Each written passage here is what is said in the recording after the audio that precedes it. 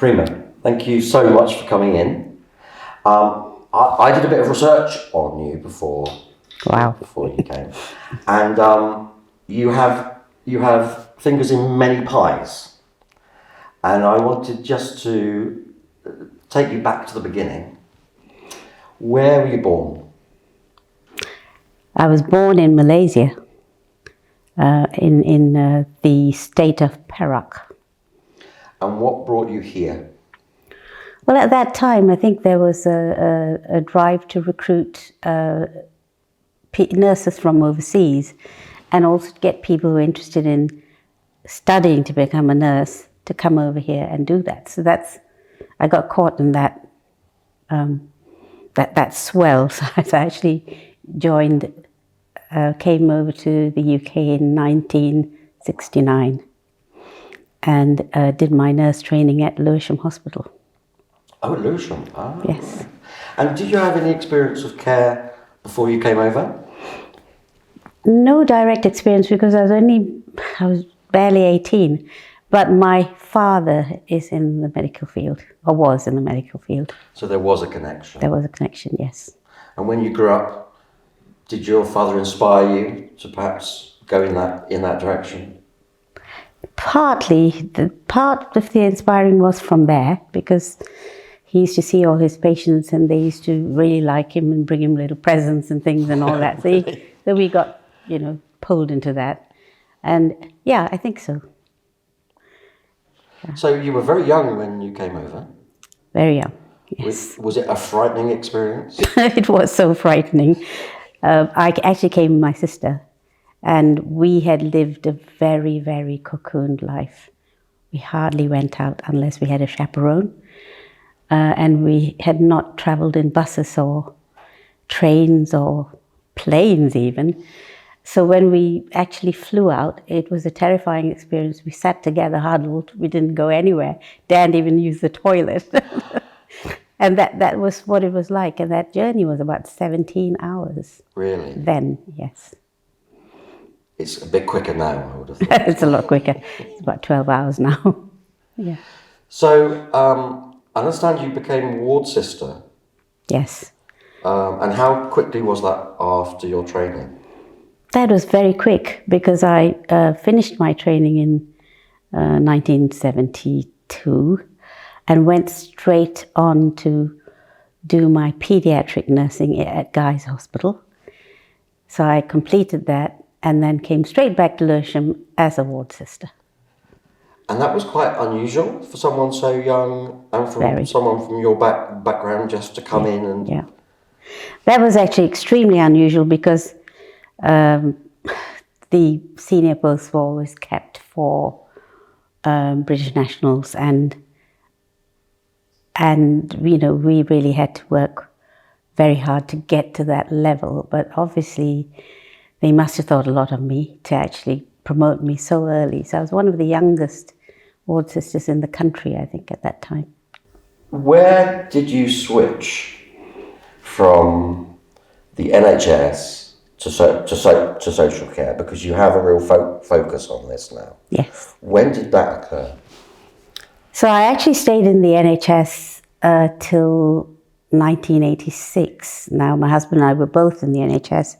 That's where I met him. He is a doctor, but not practicing now. And we honestly felt that we could do so much more outside of the NHS, because at that time it wasn't fulfilling what people wanted. So we started to look around at other things, and the idea of care homes just came up in conversation with a colleague.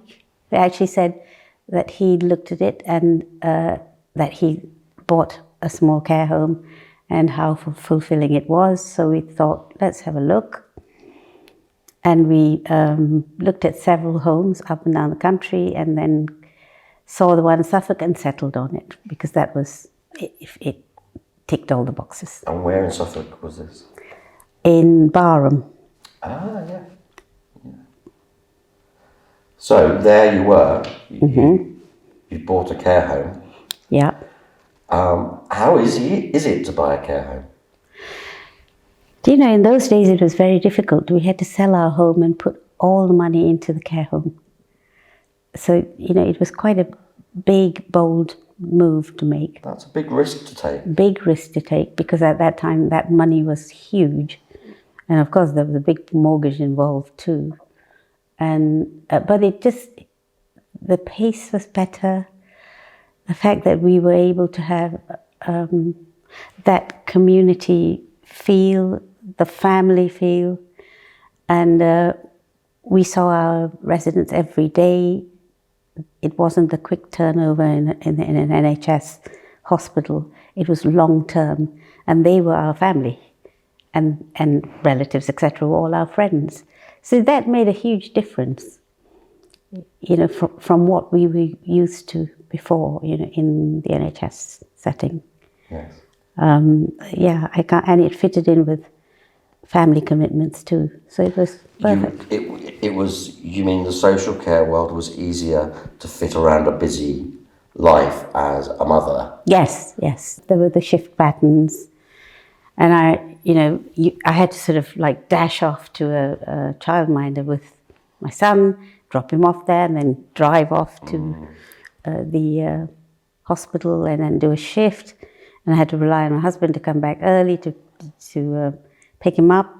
And of course my husband was doing a lot of on-call then, so it was difficult.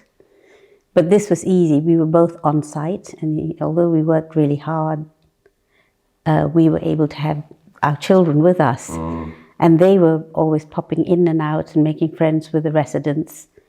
And, you know, they were so well known by the residents. So that was that family thing that we're talking about. And of course the fact that you were the captain of your own ship. Yes, that made a big difference. Which must have freed you up an awful lot. Yeah, definitely. And did you have to go through any formal training to be a care home manager? I mean, obviously you had your extensive training. I did, yes. And I think because I had that management experience of nearly, 10 or 12 years, so it wasn't too difficult. But then the social care side of things is quite different, because you're actually giving, almost giving one-to-one care, and you're getting so involved with the families and so on, whereas you didn't have that in the NHS.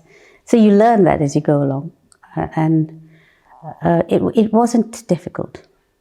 And did you get a sense of fulfillment from the very beginning? Oh yes, definitely. And I think being in the country helped too, because living in London is a little bit of a mad race, and getting away from that after 13 years of being in London, it was great to be in Suffolk. So was this the only care home that you've managed or owned, or no? Is there another one? We had Barham right from the beginning, and then of course my husband and I got divorced. But after that, my son came on board after finishing his degree in law. And he came on board, worked with me, and together we expanded Barham, and then we built Balen Care Centre. So, and it's become quite a family-run. Yes. Quite a family-run affair. Oh yes. All three of your sons, I think. All three of my sons are involved. Yeah, there are several. I mean, there's another group, where they've got about 6 or 7 homes. And that is a very family affair, because it's the two who head it up on a day-to-day basis are sisters. And their father is very involved in social care and has been for the same amount of years as I have been. So we do know each other, and we discuss things, and the model is very much the same. And I find that those family-run businesses do actually very well, because they are on site and they don't manage from afar. But that's my view. And family members are able to bring their own experiences from careers they've had before. Yes. I know your sons have brought their experiences in. Yes. Some in music. Yes. Which they get from you, I guess. Yes. And also, from teaching, where, the hierarchy is sort of similar. and the people management there is similar, so that's brought over, but with a few differences, and then applied to our setting. So yes, there are lots of users, and of course, the IT side is actually pretty exciting because my nephew is very much an IT geek, and we have taken on some new projects in primary home care, working with the local authority, where we're looking at technology in the home for people. So more of the use of monitors and video phones and things like that. I certainly felt that during the pandemic, everybody was very quick to praise the NHS, of course. But do you think they kind of left out something very important, which is of equal importance, which is social care? Because without social care, the NHS wouldn't be anywhere. And they're totally dependent on us to take over people who have finished their stay in hospital, are medically fit and ready to come home. And if we were not there to do that, all the hospitals in the country would be chock-a-block. In fact, they are at the moment because of the recruitment crisis. And we don't have the capacity we used to have. That's right. So that's so basic, I don't know why they can't recognize that. I think I hope what they'll do is raise the profile of social care on an equal, and so that they can work side by side and together. You sold the care homes, I think, in 2009. 2019, yeah. Just before the pandemic. Just before the pandemic. Did you feel like that was a good time to get Yes, I thought, wow, someone out there was watching me, guiding me. And why did you sell them? Did you want to move on to something else? I think at that time there was a genuine need to consider retirement. But of course that didn't happen. I got sucked in because I still had my domiciliary care business. And we'll talk about that now, because that's primary home care? Yes. And when did you create that? Oh, that was created in 2003. Primary home care is, as the name states, we actually deliver personal care to people living in their own homes, hence home care. And it's something that a lot of people want now, especially post-COVID. They don't really want to go into either care home or hospital. They prefer to be in their own home. I think that's the same for any of us, would like that.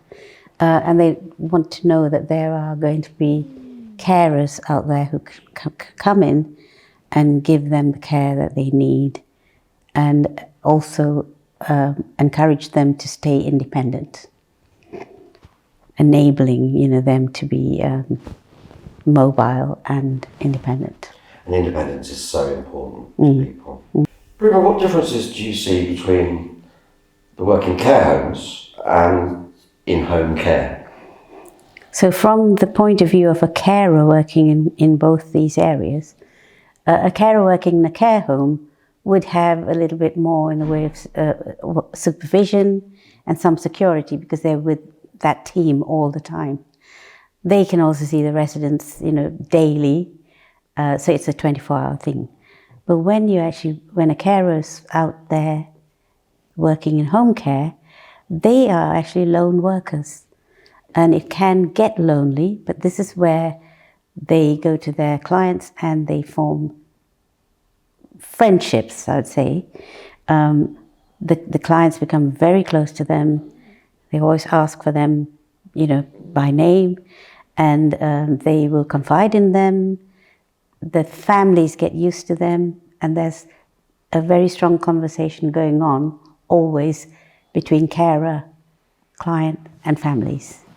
How important do you think the role of home care is in taking the pressure off in hospitals and in care homes?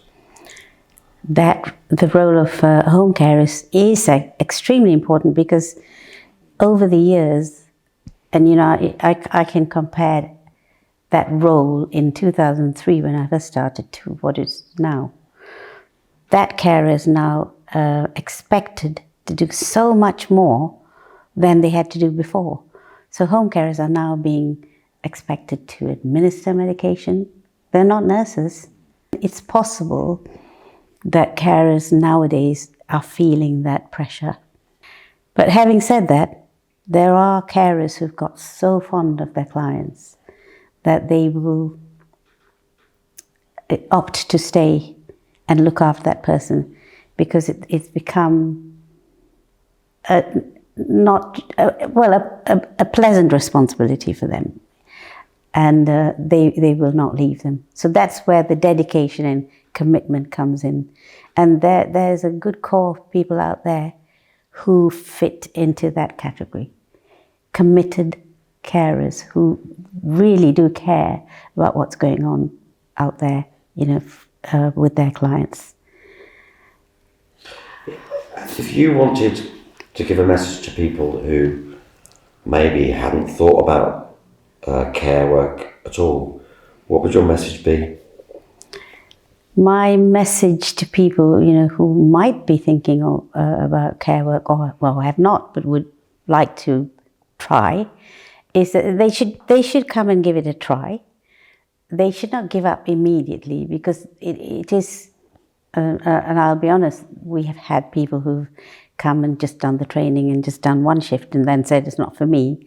I don't think you can make your mind up that quickly. I think you really have to give it a good few months to see whether you like it or not. To try and look forward, put aside the COVID experience because it was horrific, and just give it a go now to see if we can actually bring fun back into the workplace and make it rewarding, not just in job satisfaction but also in career prospects, because there are quite a few opportunities out there for care workers. What are your hopes for the future of social care? John, I really like to see social care being put on parity with the NHS, because they're doing, as you said before, an equal job. Although the skills might be slightly different, they are still skills that have to be learned, and they have to undergo quite a bit of training to get to that point. So recognition, I think, is one of the main things. And the other thing is to be working in a truly integrated way, because there's a lot of rhetoric about the integration of health and social care, but that's never really happened. But we are trying to make this happen, and hence the creation of the integrated care systems, which comes into being, I think, in July. And a good thing is that social care has got representation on those boards, whereas before we never had a voice.